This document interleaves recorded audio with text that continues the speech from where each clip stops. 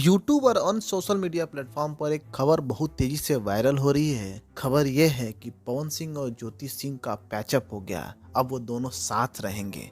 सबको हैरानी हो रही है कि जिसका मामला कोर्ट तक पहुंच गया था, तलाक की नौबत आ गई थी, अचानक ऐसा क्या हो गया कि दोनों साथ रहने को तैयार हो गए। कुछ लोगों का यह भी मानना है कि ये खबर फेक है और जो ये फोटो वायरल हो रहा है वो फोटो भी नकली है।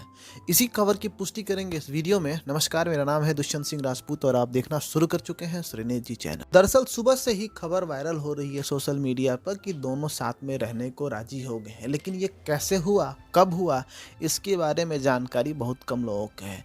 मैं आपको जानकारी देना चाहूँगा इस वीडियो के माध्यम से कि लखनऊ के फ्लैट पे जहां पवन सिंह ने अभी हाल ही में स्टूडियो बनाया है, वहीं पे ज्योति सिंह को बुलाया गया था। दोनों के परिवार के लोग वहां उपस्थित थे और बातें हुई इस बारे में कि इस रिश्ते को कैसे सही किया जाए। अब कुछ लोगों का दावा तुरंत आने लगा कि दोनों का पैचअप हो गया।